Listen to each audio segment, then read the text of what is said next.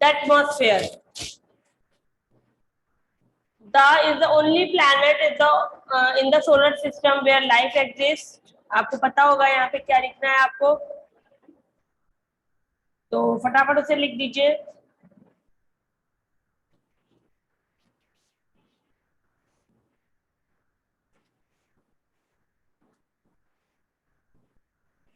All human beings need air to breathe. Okay.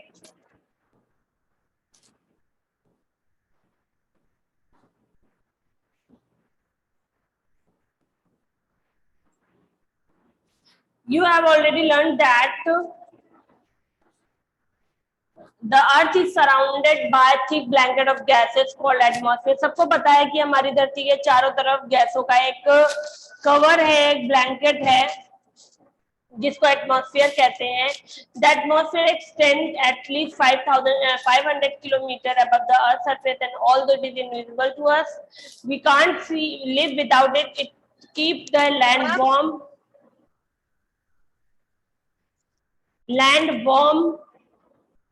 at night when the sun has set. Human beings need oxygen present in the air to breathe.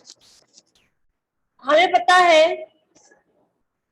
कि ये धरती के चारों तरफ 5000 kilometre की 500 kilometre तक फैला हुआ है, और ये दिखता नहीं है, बट हम इसके बिना रह नहीं सकते हैं, और ये धरती को गर्म रखने का काम करता है. जब सूर्यास्त हो जाता है उसके बाद भी जो गर्मी हम फील करते हैं, अगर सूर्य एटमॉस्फेयर ना होता और सूर्य की वरना और सूर्य जो सनसेट होता है वो हो जाता, तो हम रात भर में फ्रीज हो जाते, रात भर में बर्फबारी हो सकती है. तो जो हमारे एटमॉस्फेयर की गर्मी है जो हमें फील होती है जिस वजह से, तो वो एटमॉस्फेयर के कारण है. और ह्यूमन बीइंग को ऑक्सीजन की जो नीड होती है वो भी एटमॉस्फेयर ही फुलफिल कराता है. एटमॉस्फेयर में का जो निर्माण हुआ है वो गैसेस का, उसमें जो परसेंटेज है वो आपको नीचे पाई चार्ट के थ्रू दिखाया जा रहा है. नाइट्रोजन का परसेंट सबसे ज्यादा होता है 78%, ऑक्सीजन 21, आर्गन जो होती है 0.96% होती है. जबकि इसके अलावा जो मिक्स गैसेस हैं उनमें neon, helium, hydrogen, methane, xenon, ozone और क्रिप्टॉन जो है वो 0.1% के रेशियो में होती हैं.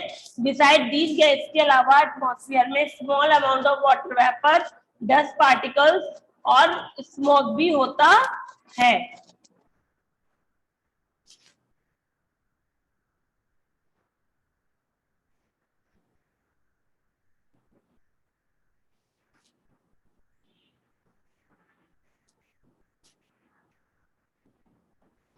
The Earth was formed close to 4.6 billion years ago. Ever since, the atmosphere of the Earth changed significantly. Initially, the atmosphere of the Earth primarily contained hydrogen and a few other gases. Such as methane and ammonia. The eruption of volcanoes imparted nitrogen and wait. हाँ, तो मैं बता रही थी कि जो धरती है उसका निर्माण 4.6 बिलियन ईयर एगो हुआ था, साल पहले हुआ था. और उसके बाद एटमॉस्फेयर जो है वो अर्थ के चारों तरफ धीरे धीरे बदलता गया. और इनिशियली समय के साथ एटमॉस्फेयर जो है वो प्राइमरी कंटेन, उसमें धीरे धीरे हाइड्रोजन ऐड हुई, इसके अलावा कुछ और गैसेस जैसे मीथेन और अमोनिया भी ऐड हुई. वोल्केनोस का जो इरप्शन होता है उसकी वजह से नाइट्रोजन और कार्बन डाइऑक्साइड भी अर्थ के एटमॉस्फेयर में ऐड हो गई. और 2.4 बिलियन ईयर्स अगो तक atmosphere of the earth lacked free oxygen. जो एटमॉस्फेयर था उसमें ऑक्सीजन नहीं थी. The blue-green algae were the first microscopic organism to produce oxygen.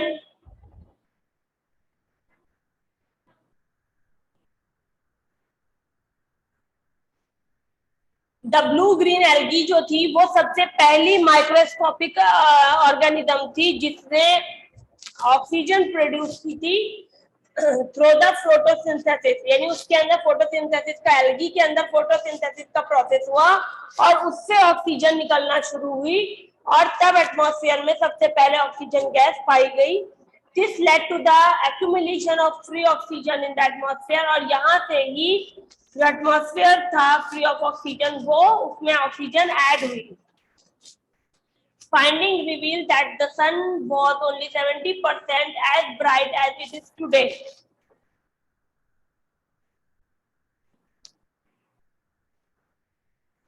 और ऐसा पाया गया है कि जो सूरज है वो 70% ब्राइट है, जैसा कि आज है।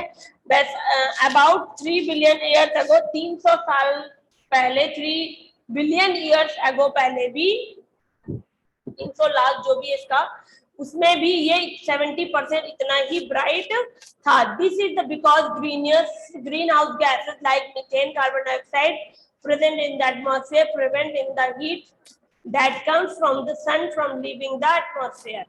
और ये इस वजह से है क्योंकि जो ग्रीन हाउस गैसेस है, मीथेन और कार्बन डाइऑक्साइड, जो एटमॉस्फेयर में प्रेजेंट है, वो हीट को धरती से जाने से रोकती हैं। एटमॉस्फेयर का सिग्निफिकेंस क्या है? हमारे आसपास एटमॉस्फेयर क्यों होना चाहिए?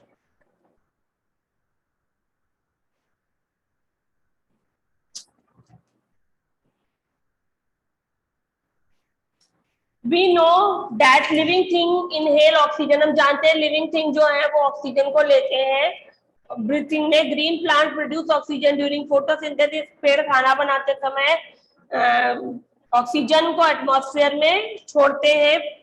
दे यूज कार्बन डाइऑक्साइड, और वो हमारे द्वारा छोड़ी गई कार्बन डाइऑक्साइड को यूज करके अपना खाना बनाते हैं, उसको खाने में अपने टर्न कर लेते हैं और जिससे ऑक्सीजन निकलती है।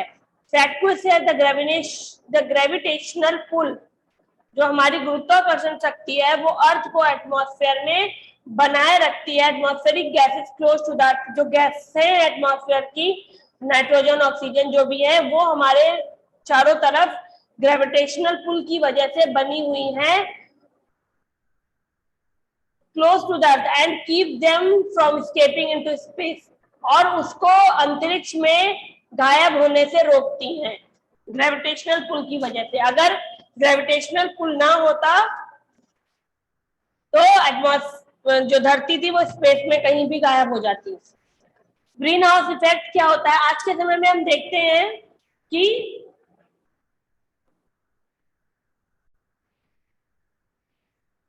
ग्रीन हाउस इफेक्ट होता है, दिन के समय जो है सन की जो एनर्जी है वो अर्थ के एटमॉस्फेयर तक आ जाती है और most of it goes right through, और कुछ उसी समय वापस भी हो जाती है। सम बाउंस बैक, कुछ होती है जो बाउंस हो जाती है बैक इनटू स्पेस, कुछ उसी वक्त अंतरिक्ष में गायब भी हो जाती है। बट रात के समय जो most of the sun energy के बैक इनटू द, और बाकी एनर्जी रात के समय अर्थ से जाने का काम करती है। However, some energy is trapped inside the atmosphere, और फिर भी कुछ एनर्जी है जो एटमॉस्फेयर के अंदर रह जाती है by the green house gases, green house gases की वजह से फर्दर वार्मिंग द अर्थ, और जिसकी वजह से धरती गर्म रहती है। अगर ये गैसेस सन की जो रेज आती है और वो रिटर्न हो जाए तो रात भर में हम फ्रीज हो सकते हैं।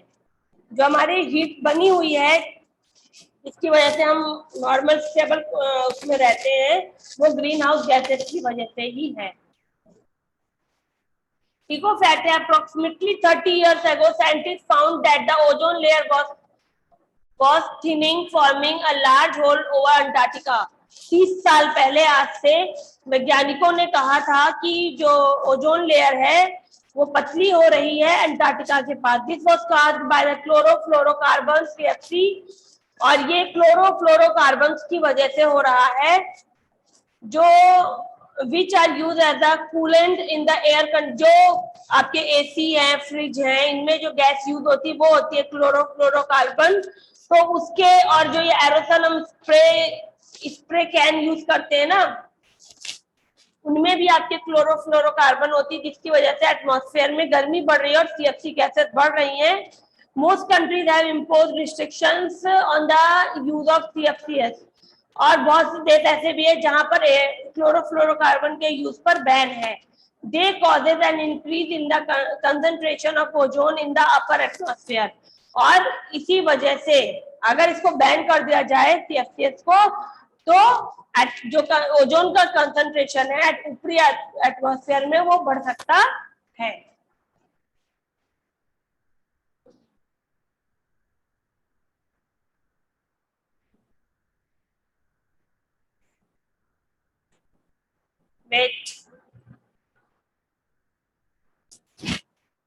अब आपको स्ट्रक्चर बताया जा रहा है एटमॉस्फेयर का. एटमॉस्फेयर को 5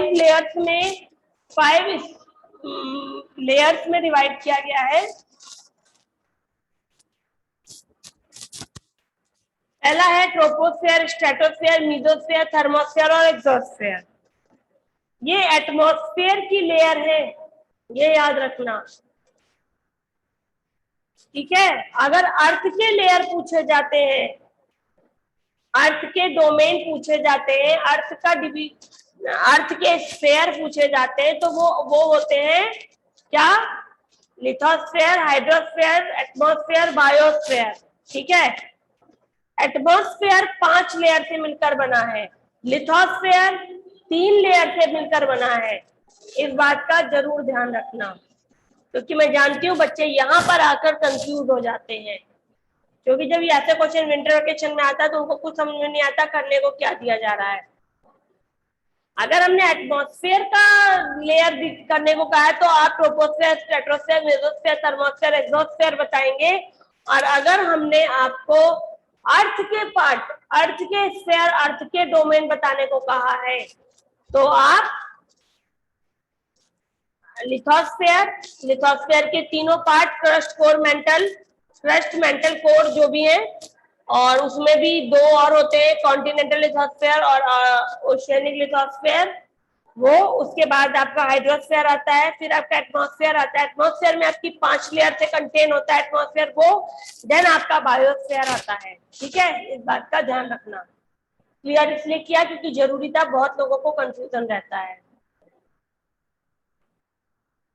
डायग्राम जो बना है बहुत अच्छा बना है. आप सोचते हो ना आसमान का रंग नीला है, आसमान का रंग नीला नहीं है, आसमान का रंग काला है. वो हमें लेयर्स की वजह से, कभी कभी हम देखते हैं ना कुछ चीजों में हमें 7 कलर दिखाई देने लगते हैं, तो वो लेंस की वजह से, वहां पर एटमॉस्फेयर में जो गैसेज हैं उनकी वजह से होता है. तो एटमॉस्फेयर में जहां तक हम देखते हैं वहां तक कलर हमें दिखते हैं, जबकि एटमॉस्फेयर वाकई ब्लैक कलर का है पूरा. तो सबसे पहले आपकी ट्रोपोस्फेयर आती है जहां आप और हम रहते हैं. उतने के ऊपर जो भी लेयर है वो ट्रोपोस्फेयर है. The troposphere is the lowest layer to the atmosphere. It makes up approximately 75% of the total masses of the atmosphere and contains 99% of the atmosphere's water. It extends to the height of 18 km to equator, 8 km to the poles. The air we breathe exists here. The troposphere contains most of the water vapor. Thus, partially all the weather phenomena take place in this layer. The jet stream, which is a narrow, fast-moving river of the wind flowing at the upper edge of this layer, the atmosphere. The air temperature in this layer typically decreases as altitude increases due to radiation conducted and convection. Troposphere जो है सबसे निचली layer है. 75% जो है वो total atmosphere का इसमें है आता है. 99% एटमॉस्फेयर में जो एटमॉस्फेयर का 99% वाटर है वो भी ट्रोपोस्फेयर में पाया जाता है. इक्वेटर से 18 किलोमीटर की ऊंचाई पर और पोल से 8 किलोमीटर की ऊंचाई तक ये पाया जाता है. और यहाँ पर ऑक्सीजन भी है, यहाँ पर वाटर वेपर है, डस्ट है. इसके अलावा जो मौसमी घटनाएं होती है वो भी यहीं पर होती है. जेट स्ट्रीम एक बहुत तेज चलने वाली हवा की नदी है जो इसकी ऊपरी लेयर पर बहती है. और जो टेम्परेचर है इस लेयर का वो जैसे जैसे ऊंचाई बढ़ती है वैसे वैसे टेम्परेचर घटता जाता है. रीजन होता है रेडिएशन, कंडक्शन और कन्वेक्शन, यानी सूरज की किरणों का आना, धरती से टकराना उनका वापस जाना और कुछ का एब्जॉर्ब हो जाना। ठीक है, ये तीनों प्रोसेस रेडिएशन, कंडक्शन और कन्वेक्शन है, और साइंस में आपने पढ़े होंगे। वही सेम प्रोसेस यहाँ भी सूरज के साथ होते हैं, सूरज और धरती के साथ। अब इसके बाद आपका आता है स्ट्रेटोस्फेयर। स्ट्रेटोस्फेयर सेकेंड लेयर होती है, आप देख रहे हैं येलो स्काई ब्लू तक आपके क्या है, ट्रोपोस्फेयर है। उसके बाद जो थोड़ा सा पर्पल कलर शुरू हो रहा है वो स्ट्रेटोस्फेयर है। ये 50 किलोमीटर है अर्थ सरफेस से ऊपर, और ओजोन जो लेयर है वो यहीं पर होती है। अल्ट्रावायलेट रेज रेडिएशन को रोकती हैं, और टेम्परेचर जो है इसमें बढ़ता जाता है। तो द टेम्परेचर इंक्रीज, क्योंकि यहाँ पर एटमॉस्फेयर के बाद में स्ट्रेटोस्फेयर में ओजोन होती है जो सूरज की किरणों को हार्मफुल रेज को रेडिएट करती है, तो यहाँ का टेम्परेचर ज्यादा होता है। This layer is free from cloud and associated weather phenomena. यहाँ पर बादल नहीं होते, कोई भी मौसमी घटनाएं नहीं होती हैं। Ideal flying condition for the jet plane, जो आपके जेट प्लेन होते हैं उनके उड़ने के लिए यहाँ पर सबसे आदर्श स्थिति होती है।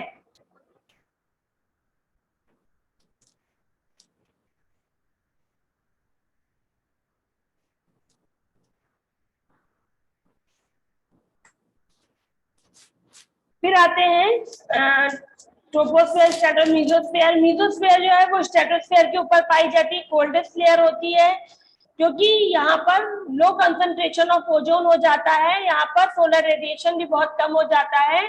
Due to this water vapour present in the froze, और जो वाटर वेपर होती है वो भी जमी हुई अवस्था में होती है, और यहाँ पर बर्फ के बादल बन जाते हैं, which are mixture of ice particle dispersed in air, और वो हवा के थ्रू आइस के पार्टिकल्स मिक्स हो जाते हैं हवा में। ठीक है, फिर आता है एग्जॉस्फेयर, ये थर्मोस्फेयर है आपका। थर्मोस्फेयर जो है इसमें गैस के मॉलिक्यूल्स होते हैं, absorb X ray radiation resulting in the breaking off the gas molecules into positively charged and negatively charge. जो पॉजिटिवली और निगेटिवली चार्ज होते हैं सूर्य की किरणों से गैस के मॉलिक्यूल्स, वो यहाँ पर होते हैं और यहीं पर टूटते हैं, इनको आयन्स कहा जाता है। These particles facilitate wireless communication. जो हमारा रेडियो टीवी पर जो प्रोग्राम आते हैं वायरलेस वाले, जितने भी प्रोग्राम है, इवन आपका मोबाइल जो है, ठीक है, वो सारे जो उनका सिग्नल का काम होता है, आप सोचते हो टावर के थ्रू होता है, टावर में भी जो रेज आता है, जो नेटवर्क आता है, वो आपके थर्मोस्फेयर में जो आयन्स होते हैं उनसे कनेक्ट होता है। ठीक है, और सैटेलाइट जो है वो भी यहीं पर रहते, सैटेलाइट जो प्लैनेट के आसपास होते हैं वो भी थर्मोस्फेयर लेयर में पाए जाते हैं। आपके टीवी रेडियो का जो प्रोग्राम है, वायरलेस जितने भी आपके फंक्शन है, सब थर्मोस्फेयर में मौजूद गैस के जो पॉजिटिवली और निगेटिवली मॉलिक्यूल्स हैं, जिनको आयन कहा जाता है, उनसे उनके थ्रू ये काम होता है।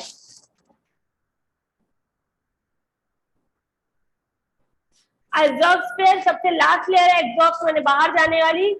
यह एटमॉस्फेयर की सबसे अपर मोस्ट लेयर है, बहुत ही ज्यादा पतली है, और हाइड्रोजन और हीलियम यहाँ पर पाया जाता है।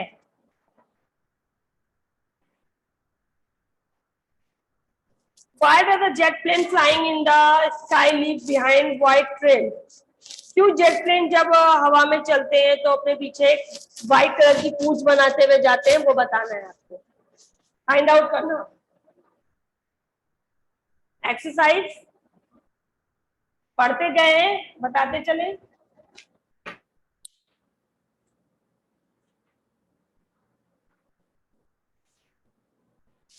The envelope of air surrounding the earth forms the, पहला तो यहाँ पर CW मेंशन करते हैं, आज की डेट, इन द एनवेलप, क्या होगा इसका answer? Atmosphere, the atmosphere,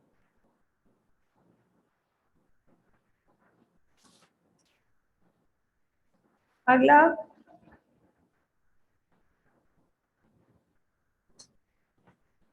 the gas absorbs some ozone,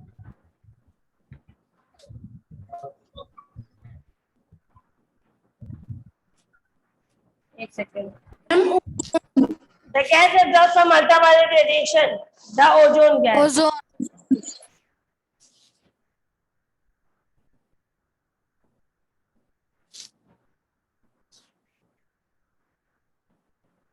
The first layer of the atmosphere is Troposphere.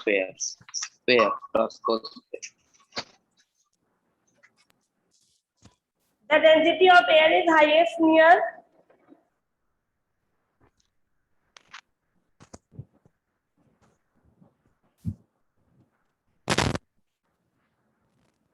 the density of air is highest near the air का जो density होती है वो सबसे ज्यादा घनी कहाँ पर है?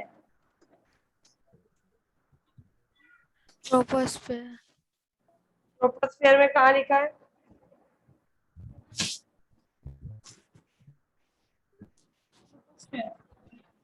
दोनों में, दोनों में.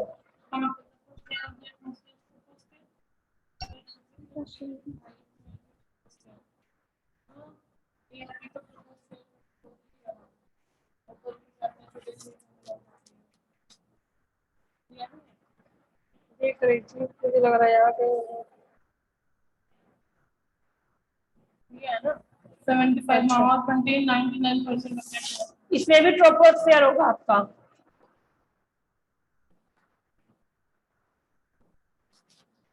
Nitrogen is the main gas present in the air, constituting about 78%. yes. Got it. The layer which is free from cloud. Stratosphere. लिख लीजिए.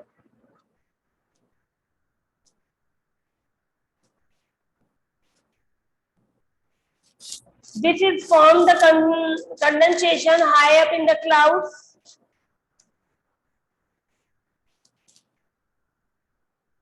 Mesosphere. This is a form of condensation high up in the clouds. क्या होगा?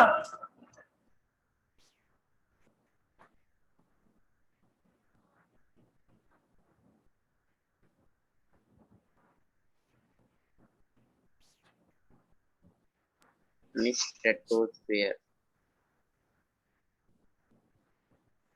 क्या होगा?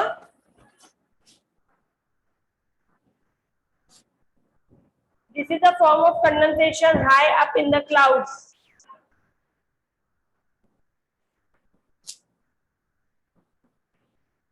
Stratosphere में तो बादल होते नहीं है, मीसोस्फीयर में ही कंडेंसेशन जो होता है वो, क्योंकि यहाँ पर वाटर वेपर भी फ्रोजन हो जाते हैं. आई थिंक यहाँ पर मीसोस्फीयर होगा. कर लेते हैं, बाकी अगर डाउट होगा तो फिर क्लियर करेंगे. ठीक है, अभी कर लीजिए मीसोस्फीयर. अगर कुछ होगा तो मैं चेक करके भी लिख कर दे दूंगी. ठीक है. The instrument use to meter temperature. Temperature use करने क्या? थर्मोमीटर. किसका टेम्परेचर चेक करने के लिए भाई?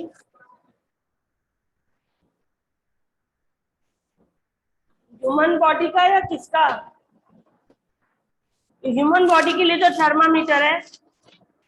अर्थ के लिए क्या है? अर्थ के प्रेशर के लिए बैरोमीटर है. इस क्वेश्चन पर सर्कल करो, डाउट रहेगा इस पर. मैं इसको क्लास आओगे तब बताती हूँ. ठीक है, याद रखना है कि हाँ.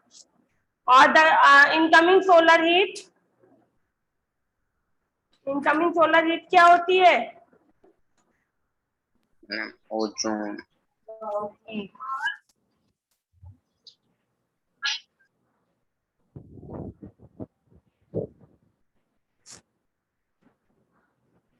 दोनों क्वेश्चन डाउटफुल है.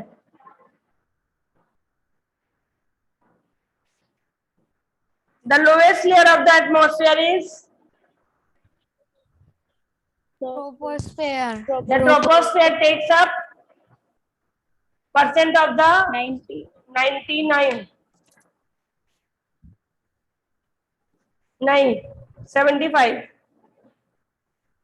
75 एटमॉस्फेयर का है, वाटर का 99, एटमॉस्फेयर के वाटर का 99% है, ठीक है। Which present in the atmosphere is important to growth of the plant? Atmosphere में किसकी प्रेजेंस से प्लांट बढ़ते हैं? Carbon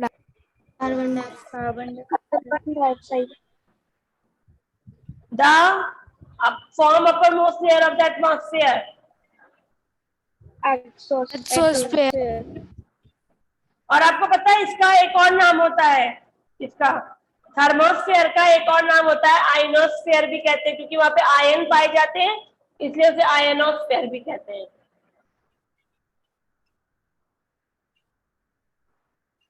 The exosphere forms the uppermost layer of the, ठीक है।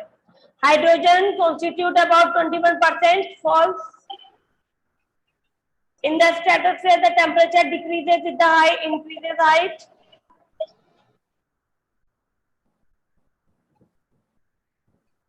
हेलो, कहाँ चले गए? फॉल्स। स्ट्रेटोस्फीयर में टेम्परेचर फॉल्स। डिक्रीज हो जाता है हाइट बढ़ने पर। मैम इंक्रीज होता। Electrically charge particles are called ions. हाँ, ट्रू है ये। The mesosphere protects the earth from meteors. क्या? अच्छा, the lower part of the exosphere is called ionosphere. True.